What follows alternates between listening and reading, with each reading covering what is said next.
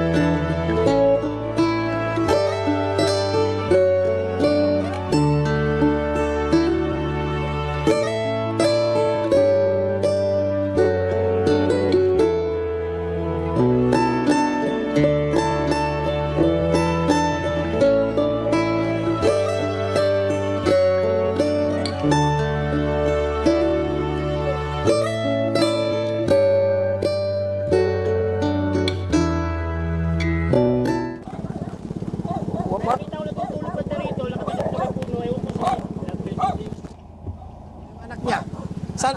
Asawa? Ay, anak niya, hindi ko na nakita, pero dati kasama niya. Saan banda? Saan banda? Dito. Dito. Natutulog ko rito eh. Pag ganun nyo rito, sa Meros Police. Pag ganito?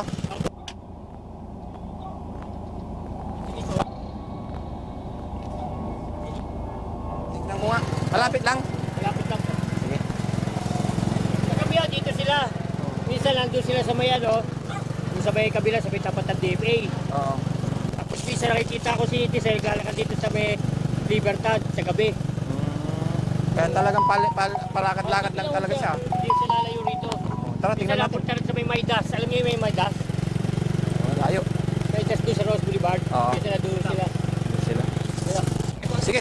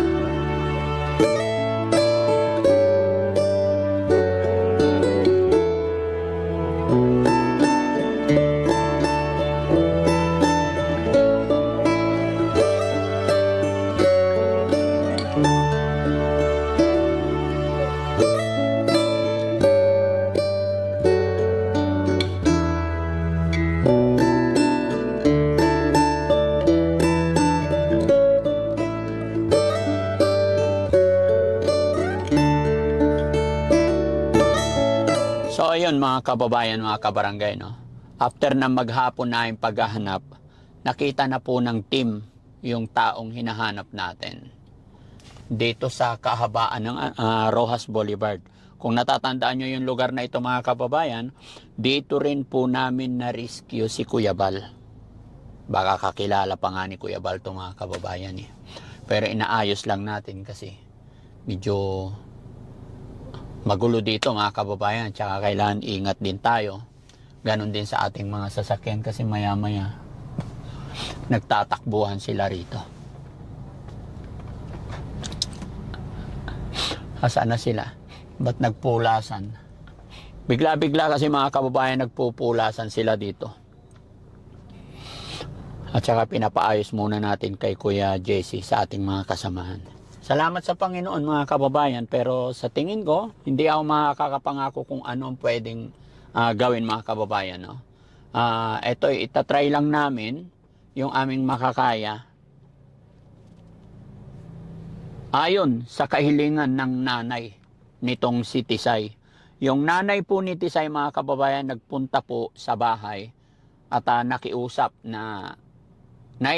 sa Team Daddy Frankie, i-rescue, baka pwede daw na tulungan. Kasi sabi ng nanay, ano ba yung sabi ng nanay? Nadidepress na tong anak niya, na wala na daw sa sarili. Pero tingin ko mga kababayan, matino naman. Maayos pa. Tara mga kababayan, samahan niyo ako.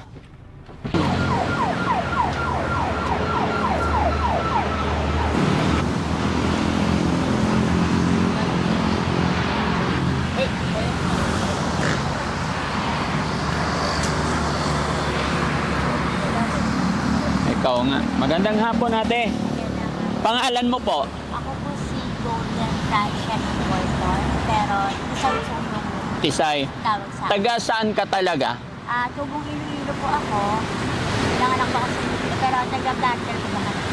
Bulacan. Saan ka nakatira dito? Ayan po, sa Central Island. Alin? Ayan po, yung mismo may mga plastic. Ay, yung puno ng kahoy. Yung gitna po na yan. Ay, yung gitna na yan. Diyan ka nakatira? Diyan po kami yan. Gaano ka nakatagal nakatira dito? 2 years na po. 2 years na. Ilang taong ka natin? 42 na po. Bago ang lahat, magpakilala muna ako. Ako si Daddy Frankie. Nagugulat ka ba? Ba't nandito kami ngayon? Actually po hindi, kasi nabasa ko po yung chat ni Mama sa'yo na humingi po siya ng tulong na gusto niya po ma-rescue ako. Opo.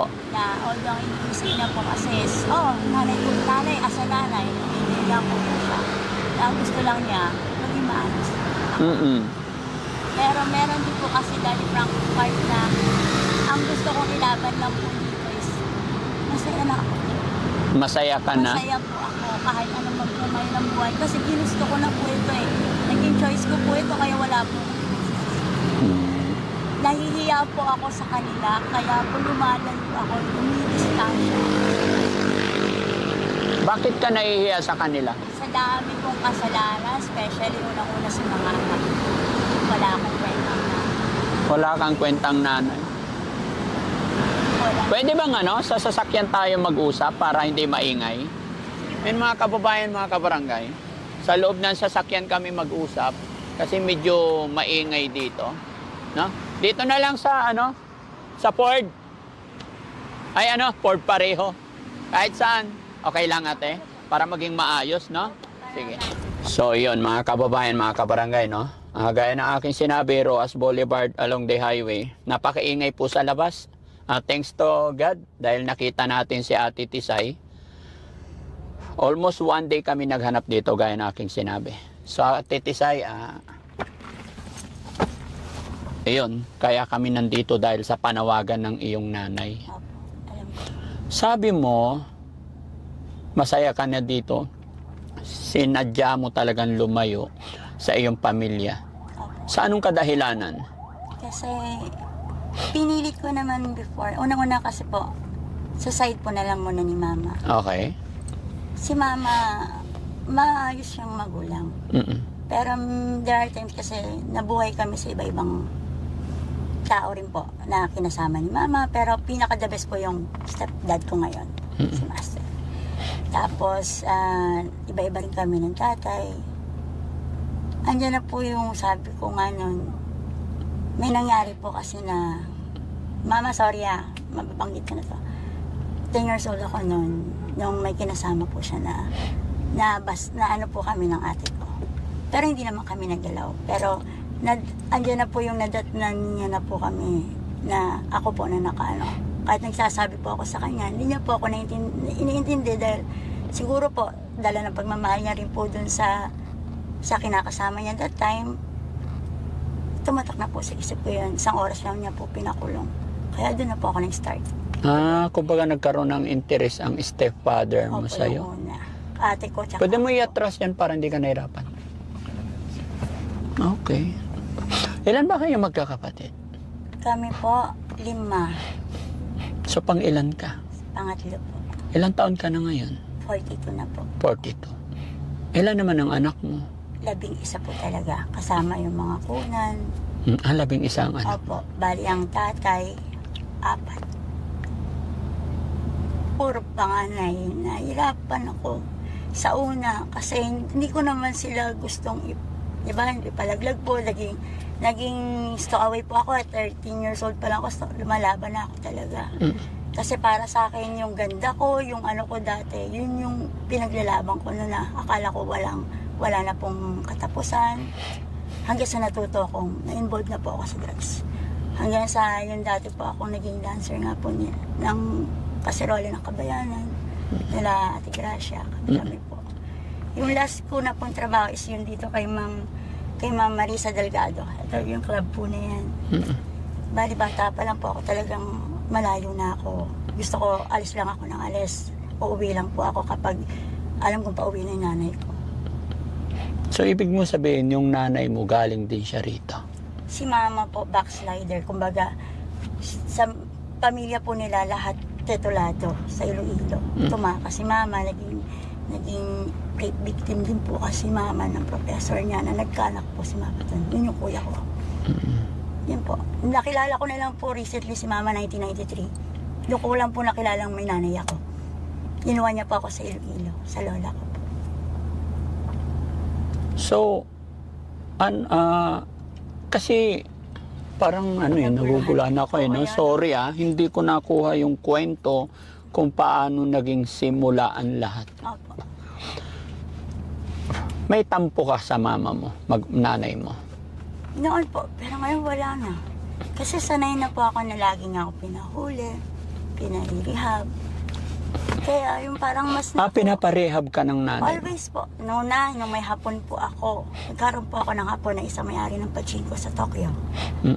Ngayon po, 13 years old ako noon, diyan po ako nakatira sa Heritage. Sa Traders Hotel.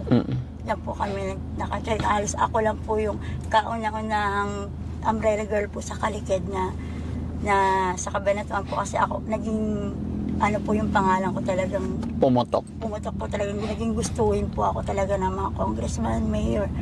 Yun po. Talagang si mama parang naging niya po ako. Kumbaga ako raw ang magpapayaman sa kanya. Yung, alam kong biro lang ni mama dahil si mama kabayo rin naman po sa krame. Nagmamanicure, tapos lalakad po na. Yun nga lang po. Unti-unti akong nagkakaroon ng puro stepfather, hiwalay, nakikita ko rin na Nakikita mo sa mama mo. So, ibig sabihin, nung panahon na nandito ka sa kamay nila, ikaw ay isang star. Nga po. So, ibig sabihin, mayaman ka dati. Hindi naman po. Natikman lahat halos din po ng luho, pero hindi naman talaga ako naging materialosong tao. Pero, Parang liit lang naman po talaga dati. Pwede naman ako yung pinangarap ko noon is magkaroon ng buong pamilya. May asawa, kinakasal, may anak. pangarap mo ganun. Pinangarap ko yun dati. Ano nangyari? Kasi sinasabi ni mama kapag nababawi niya ako dun sa lalaki, sigurado ka ba na anak mo to? Kasi ako sigurado kung apo ko to. Kasi syempre anak niya ako eh. Syempre, para nagkakaroon ng yung... Nagkakaroon ng idea ang lalaki. Sinasabihan niya yung partner mo pag binabawi ka niya. Yung mga ko po, ganun. Sinasabi nila, sigurado ka bang anak mo to? Kasi malikot nga raw po ako sa aparato. Parang hindi ko matanggap. Ano yung aparato? Parang malikot po sa sa lalaki. Posible daw na ganun. Pag nanawa sa iwanan ka rin niya. Kasi gusto po ni mama, hindi niya na po, alam ko po, in-explain niya naman po sa akin yun na, hindi na raw po niya alam kung paano raw po niya ako mapapasunod sa kanya. Kaso as long po kasi na pinipilit niya akong sumunod dun sa gusto niya, mas lalo po akong kumakawala. Kasi parang, kaya tulad po nito, yung parang binigyan niya na, bahala ka na sa buhay mo. Lagi niya sinabi, mamatay ka na sa kalsa. Okay lang ma, importante sa akin. Sabi ko, maraming salamat. Kulang yung salitang salamat. Yes. para sa pag-aalaga at pagyakap mo sa mga anak ko. Kasi yung obligasyon na dapat noon pa ako, hindi ko nagawan Taiwan. Kasi po, dun yung bagay na napakaduwag ko. Kasi dati ko sa sarili ko, hindi ko alam kung nag-try naman po ako magpakananay. Iba-iba nga sila ng tatay. Hindi, paglalandi yung nagbahala lang ako. Yun nga lang, siguro talagang hindi yun yung part na in-expect ko na magiging kami. O may bibigay niya yung buong pagkatao niya sa akin. Hindi po pala. Sa nabanggit mo sa akin kanina, anak mo 11. Opo, Ilan na naging tatay nun? 4 po. 4 na. 6 po sa huli. Tapos, puro panganay na po sa... Okay.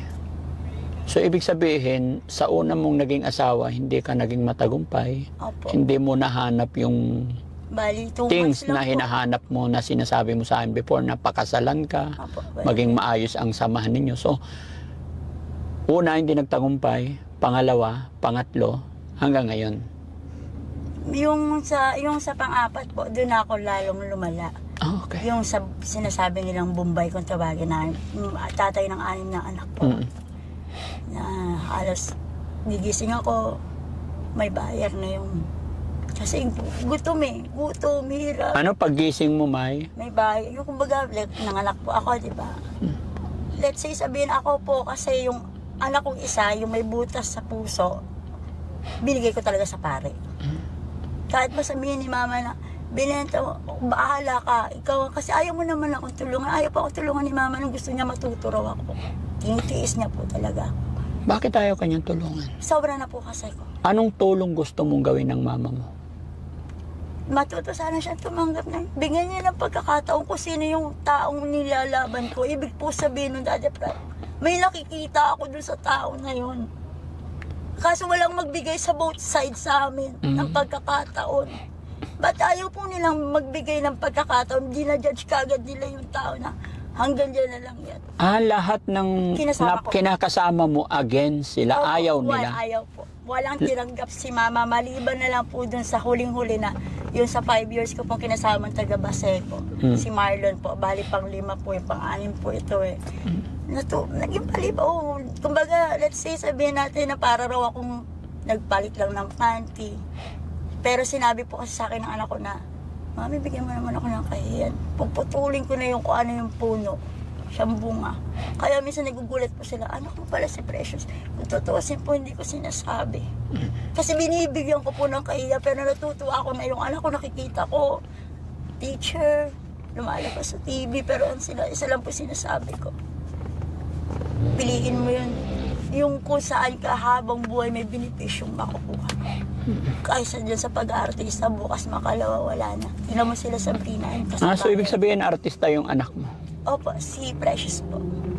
Nag-ND Films po siya para lang po ma-provide niya lahat ng pangangailangan bilang pagtulong din po kay mama, tapos sa mga kapatid po. Sa lola niya. So yung anak mo, tinutulungan niya yung lola niya? Opo, makalola. Lahat po kasi sila makalola. Pero sabi ko nga po, pag nasa bahay naman po ako, 1 linggo o 4 na araw pinakamatagal. Kasi minsan po may part na, mamili ka lang. Tingnan mo, masakit po sa akin kasi totoo eh. Tingnan mo yung chicken, tingnan mo yung hen. Ni-spread niya yung wings niya, wag lang mami, matuluan ng ulan yung mga sisiw. Buti pa ang hayop. Alam ko na po ano ibig sabihin mga anak. Masama ang loob nila sa akin kasi hindi ako naging nanay sa kanila. Pero ito po kasi Daddy Frank, yung alam kong way na dito pa lang naging nanay na ako. Yung hindi ko na sila binibigyan ng kahiyan na, kunwari, wala. Ultimo pangalan ko po, hindi ko po ginagamit dito. Ultimo apelido namin, hindi ko ginagamit. Ibang pangalan pong ginamit ko. Kasi lumayo na ako eh. Pero nandito pa rin po sila. Andyan po yung time na namimiss ko. Oo, syempre. Kasi iniisip din po ako ni Mama, wala na ng bagyo. Iniisip niya talaga, lagi niya ako iniisip. Kasi paborito ko noon ni Mama. Yung sobrang mahal, spoiled daw kay Mama. Andun na po tayo, pero gusto ko tuloy tanungin, Ma, inalagaan mo lang ba ako? Kasi akala mo ako yung magbibigay. Kaya kayamanin mo yung mga apo mo. Ngayon talaga po siya bumawi sa mga anak ko. Kaya kulang talaga po yung salitang thank you. Kasi hindi ko na panindigan yung pagiging nanay na meron siya ngayon, na pinaninindigan niya ngayon sa mga apo niya, na ayaw niya ipikit yung mga mata niya na hindi pa rin maayos. Tsaka, yun nga po sabi ko, lagi na lang kasi ako na pinoprovoke din po kasi nila ako na, si mami habang buhay ng ganyan. Sabi ko, bakit hindi tayo magbigayan? Na tanggapin nyo kung sino yung iuwi ko. Kung ayaw nyo kami dito, gagawa kami ng parang, pero tulungan nyo kami makapagsimula. Kasi wala kami talagang pagkukunan. Barbero po ngayon yung kinakasama ko. Gunting lang po at razor ang hinihingi namin. Kahit po ako dito sa mga, kasi kilala na po ako sa buong Pasay. Kumbaga yung pagiging pamilya na hinahanap ko po, ayan, sa mga kapwa ako po yagit.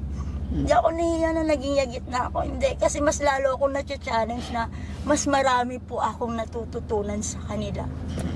Kaya ngayon sinasabi ni mama na, kasi lutong-luto na yung utak mo, mama, lahat ng tao rito sa paligid, wag mong i-discriminate kasi unang-una lahat sila may mga kwento. Tama. May mga kwento, may mga dahilan kung bakit lahat sila nandito, pero bakit kami lahat na nag-iipon-ipon.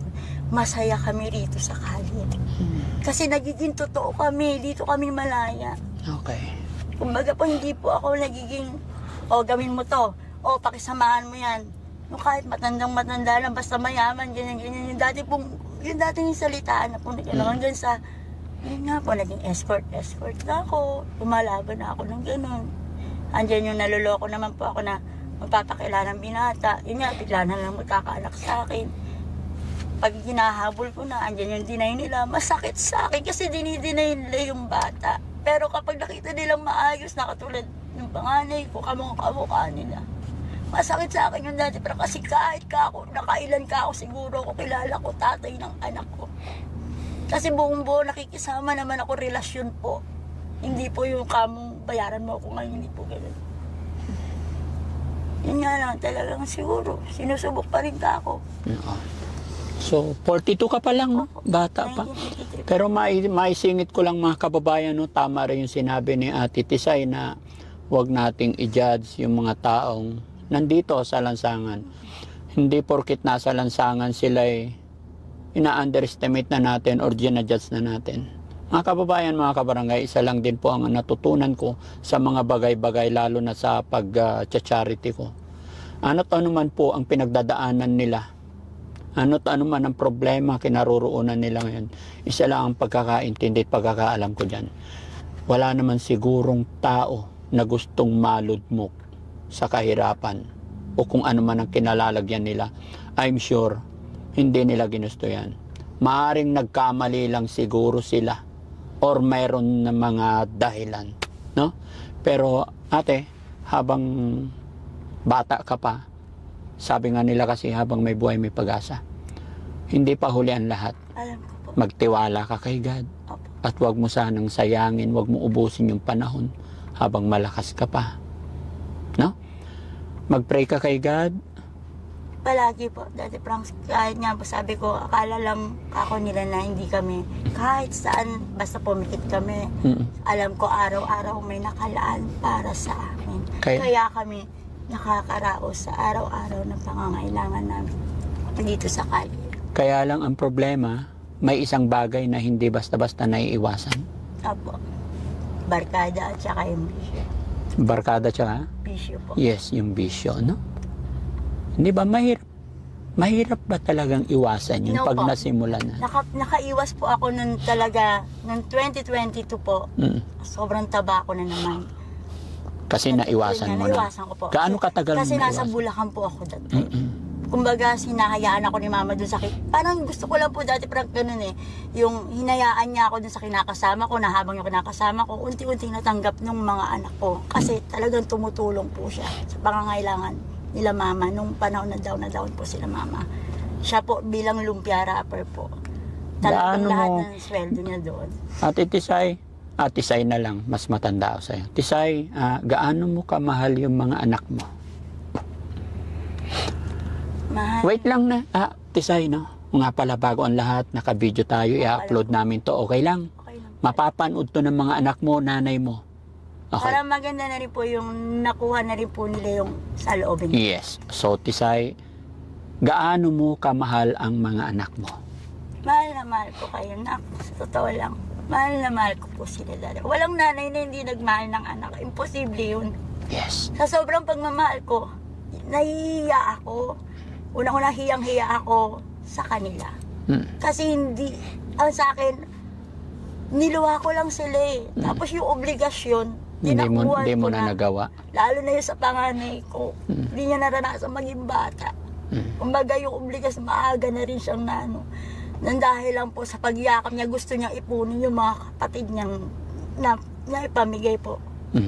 Nang dating, yan talagang tatay po nila. Siyempre kung ano na lang din po yung ano yung nangyayari sa kinakasama ko, nandun na lang din po ako. Pero kung meron sanang pamilya, yun nga sinasabi pamilya po, di ba? Na magbibigay sana, bigyan nyo sana kami ng pagkakataon. Ito yung inahabol ko eh. Sabi ko, bigyan nyo ako ng pagkakataon na yung kasama ko, bigyan nyo ng pagkakataon. Napapatunayan naman, yung una po kasi yung kay Marlon nga po, sabi nila, walang kwentang tao. Pero ano nangyari? Natanggap nila kasi unang-una po nakita nila yung determinasyon namin parehas na nagbago kami pareho. Kasi may naramdaman kami, may pamilya kami na nakabackground sa amin. Kumbaga, may nagtiwala na pamilya pa mismo namin. So, ang gusto mo, suportahan ka ng nanay mo. Bigyan niya po kami ng pagkakataon. Gustong-gusto na po namin umuwi ng Bulacan ni Tyrone. Kaso nga lang po, syempre, tinitingnan siya ni Mama. Ayaw po ni Mama na sa kanya.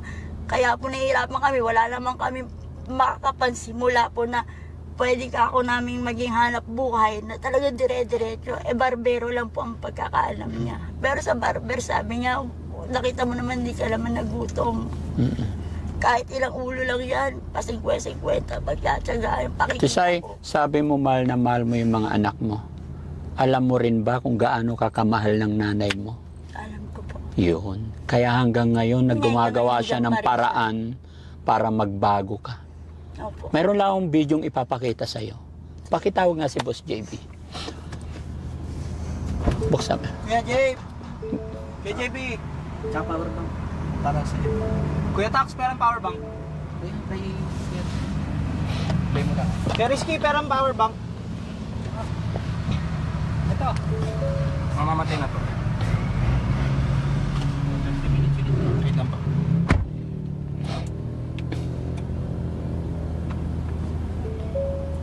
Okay. Ito yung mama mo. Opo. Kilala mo.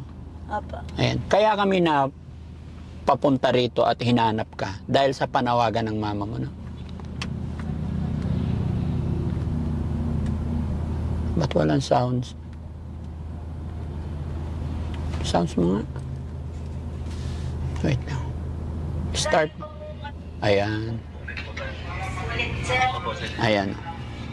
Hello po, Daddy Frankie. Ako po si Lola Meiji Baladyang na iyong masugid na taga-hanga po. Follower niyo po ako. Nanggaling pa po kami sa bayan po ng probinsya po ng Bulacan, Larigan, Bulacan po. Sinadya po kitang hanapin dito. Pinilit po kitang hanapin. Although po dumaan po ako sa napakarami pong proseso sa mga ating mga gobyernong, sangay ng gobyerno kung paano ko po kayo ma-reach out. Kasi po, Daddy Frankie, matagal na po ako na nagbi-message sa inyo. Lahat po ng means ginawa po namin sa tulong po ng Pika Jikap Krami. Katunayan po, may dala po akong print out na sila po mismo.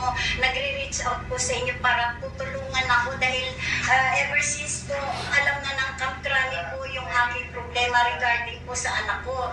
Yung anak ko po na gusto ko po tulungan niyo po na ma-rescue dahil po kayo lang po yung huling alas ko po na lang po makakatulong sa amin dahil po ginawa ko pa pong lahat ng pamamaraan na maibalik po siya ulit sa rehabilitation, sa sobrang depression. Iba po ang proseso po ngayon, Daddy Frankie, dala po ng kailangan ng may mga warrant of arrest, may court order. So, Daddy Frankie, ikaw na lang po ang pag-asa ko talaga. Pag na-reach out niyo po ako, matulungan niyo po ako dun sa anak ko na madala po sa shelter nyo at nakikita ko po yung naging produkto, naging epekto ng lahat ng mga natulungan nyo kung paano nabalik sa normal. Pag masyadong mahaba na to, Daddy Frankie, pag na saka na lang po natin i-detalye kasi may sapat naman po akong dokumento from the very beginning na pwede ko pong ipakita sa inyo para po masalimuot na buhay, Daddy Frankie.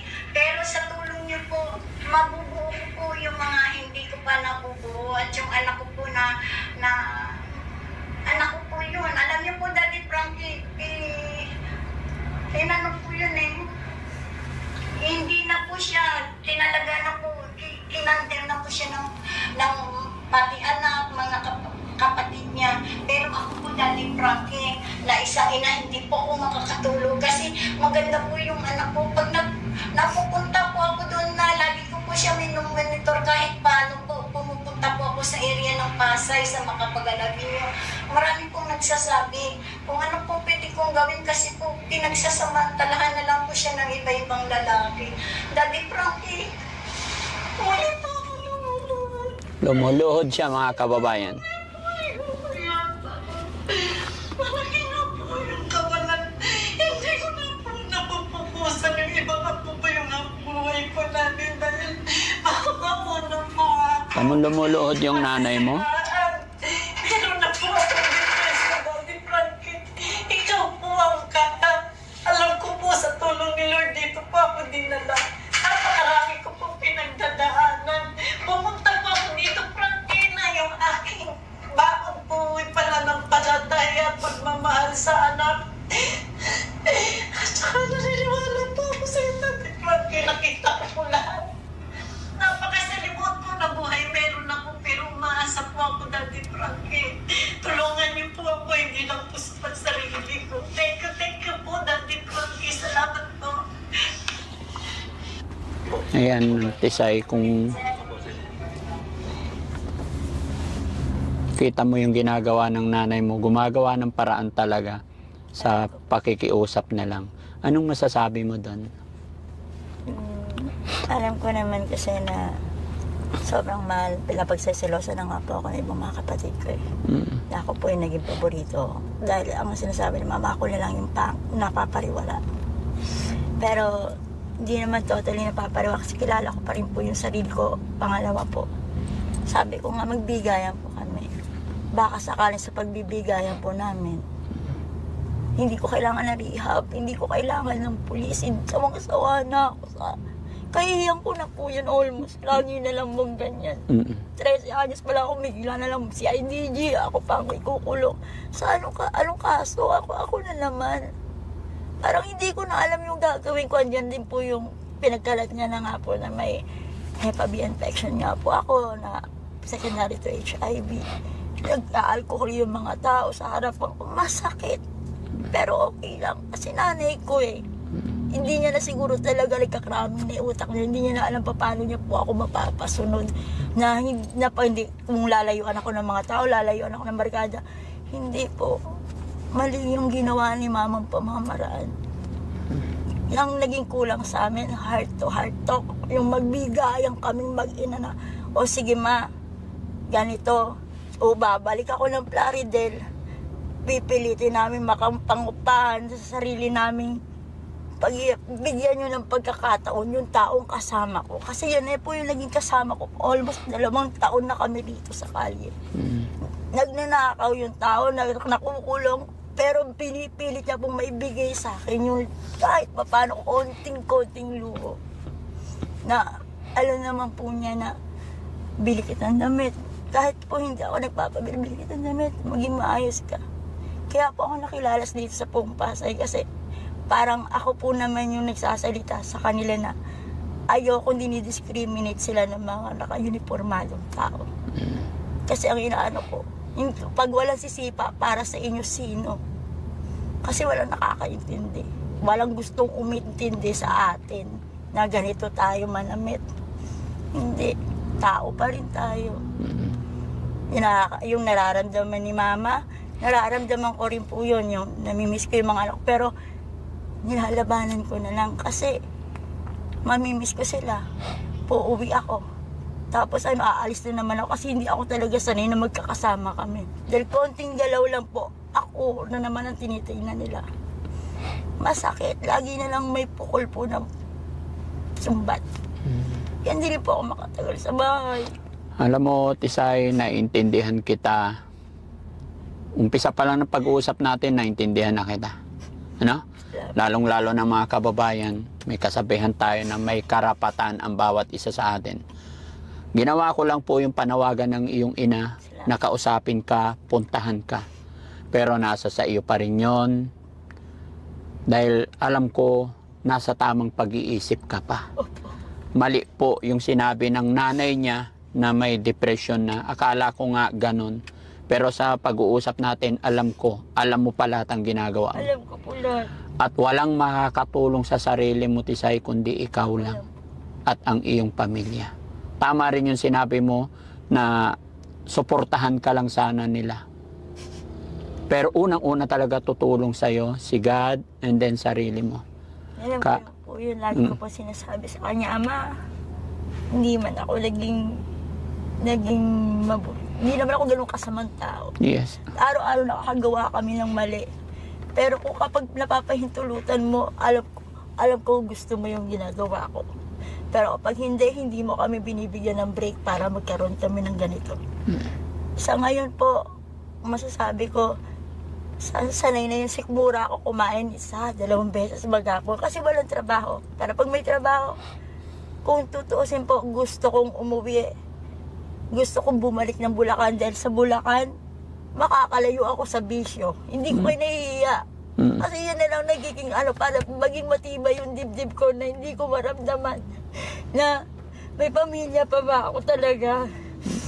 Kasi nahihirapan din kaya ako Daddy Frank, sa totoo lang po. Mahal ko yung mga anak ko pero hindi nila ako maintindihan ko ano yung pinaglalaban ko. Pero bilang nanay, hindi ko na rin makuha sa kanila kaya lumalayo po ako.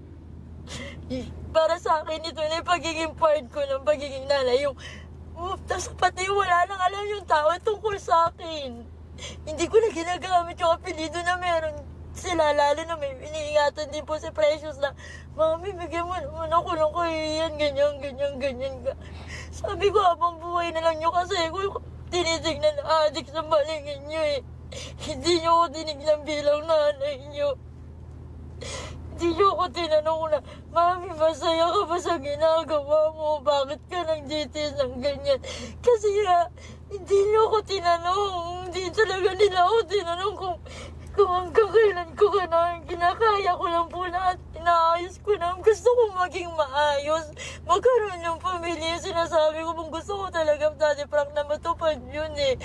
Yung may lalaki, tanggap yung pagkatao ko. Yung hindi na ako naiiya sa mga sinasabi talaga, hindi po ako mayayain na tao, makapal na harap po talaga yung mukha ko. Pero dahil dun, kung saan po ako natapat, dun talaga ako babangon. Gusto ko i-prove kay Mama na may taong kukuha sa akin na magiging buo kami. Yung tatanggapin niya po lahat sa akin. Bigyan niyo lang din po ng pagkakataon. Kasi ang inaano po ni Mama, adik lang din ang makakaintindi sa'yo. Yun nga yung sinasabi ko eh. Hindi naman habang buhay, hindi naman namin kasama yung pinanganak yung droga na kaya lang kami nagaganyan para panindigan namin sa sarili namin na matigas kami. Pero pag wala po, talagang minsan makagulgulo na lang din po ako sa hirap. Parang doon kayo kumukuha ng lakas. Sa loob po.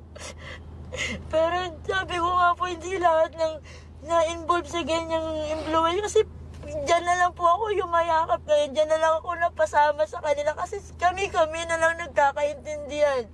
Kumbaga, iniintindi nila ko ano yung sa loobin ko. Say, may nararamdaman ka, no? Hindi kami magkakaano-ano, hindi kami magkakilala, pero andyan po yung comfort ng bawat isa na, Say, ito gamot, Say, pagkain. Yung di baling para kaming mga daga na kung sa amin konti pagkain, takbo kami. Hindi na kami. Importante po sa akin, mawala man ako sa mundong ito, nagawa ko po lahat. Masasabi kong lahat lang yung ginawa ko at pinaninindigan ko. Kumbaga wala po akong pinagsisisihan. Tisay, gaya ng aking sinabi, kaya kami pumunta rito. Una, panawagan ng iyong nanay. Pangalawa, gusto rin sana kitang matulungan. Pero ayaw kong persahin ka or what, kasi ang pagbabago ay kailangan magsisimula sa iyong sarili. No? So, hindi pa naman ito ang huling pag-uusap natin, I think, kasi kakausapin ko rin ng mama mo para ipaliwanag din yun na pag-usapan natin. Opo. Pero bago matapos ang video ito, gusto kong hilingin sa'yo at bigyan kita ng pagkakataon para ipaliwanag mo rin ng buong puso yung side mo sa mga anak mo. Sigurado akong mapapanood nila to. Sige, say. Message ko sa inyo mga anak. Una-una, sorry. Lagi nyo na lang naririnig kay mami yan. Hindi ko na, wala na akong masabi kasi lagi ako nagiging failure sa inyo na mangangako tapos magiging hindi ko matutupad kasi andyan pa rin yung trigger sa relasyon natin na although alam nyo lang na nanay nyo lang ako pero yung ini-expect ko na yung bang maramdaman ko na mami nga namin to yun lang, wala akong maramdaman sa inyo kaya inaano ko na lang ngayon. Salamat ako kasi nandyan pa rin kayo kay lola nyo. Sorry kasi hindi ko natayuan yung pagiging nanay ko sa inyo. Ang alam ko lang, binigay ko na lang yung hininga na meron kayo ngayon. Pero hindi ko ini-expect na pagbayaran yung pabalik sa akin. Mga anak, sorry talaga. Si mami, kung lumalayo man ako sa inyo, alam ko sa sarili ko para sa inyo itong ginagawa ko. Para malayo kayo sa kahiyan na meron na ako. Kumbaga, ayoko na kayong ibuli-buli pa ng mga tao. Ayoko sabihin, nanay nyo ganyan, nanay nyo ganito. Sapat na sa akin na tayo na lang nakaalam. Sanay naman na rin kayo na wala ako. Mas sanay nga kayong wala ako. Sabi nyo nga, mas tahimik ang buhay nyo pag wala ako. Masaya ako kasi nakakatapos kayo ng pag-aaral sa tulong ni lola nyo. Tapos ni ate nyo. Sa mama mo naman, Tisay. Mama, hindi na natin kailangan yung laging ganito. Gumagamit tayo ng mga media. Lalo lang ako napapaya sa mga tao. Nahihiya na ako kasi hindi na ako nagbago. Yun ang tingin lagi sa akin ng tao. Hindi naman natin kailangan lumapit eh. Ikaw lang kailangan mo lumapit. Mag-usap tayo sapat na yun eh. Kung inintindi niyo ako, hindi tayo aabot sa ganito. Hindi niyo kailangan iparehab, hindi niyo kailangan gumastos, hindi na. Kasi lalo lang akong magwawala, lalo lang akong patutunayan ko sa inyo, ipaggigiitan ko yung gusto kong mangyari sa buhay ko. Hindi drugs, Hindi ako nakatali dito. Kung bibigyan nyo kami ng pagkakataon, sabi ko nga gunting lang at razor sapat na sa amin. Pakikita namin sa inyo na tama yung tao sinamahan ko. Wala lang kasi rin magulang na lang din yung isa eh. Pero bakit kami nagkakaintindihan? Ayaw nyo kasi bigyan ng pagkakataon. At tingin nyo kasi habang buhay ng tao, adik magnanakaw. Ang hirap kaya ng ganyan. Okay. So, Tisay, kung sakasakali ba nababalik kami dito, saan ka namin pwedeng matagpuan? Dito lang sa area na to. Hindi po ako mamalik. Kung sakasakaling dalhin ko dito ang nanay mo para mapag-usap kayo heart to heart, okay lang ba? Okay lang din. Salamat, no? Gaya ng aking sinabi, ayaw kong persahin dahil may karapatan ka pa bilang tao. At alam kong alam nyo rin yan mga kababayan, no? Dahil ang pagbabago, lalong-lalo na sa sitwasyon ni Tisay, sa kanya mismo dapat manggaling, no? Andyan ang gabay ng iyong mga anak, gabay ng iyong magulang. Pero ang totoong pagbabago, alam mo, sa sarili mo. At magdasal ka kay God. Sige, bago matapos ang to, bibigyan kita ng kaunting tulong, Tisay.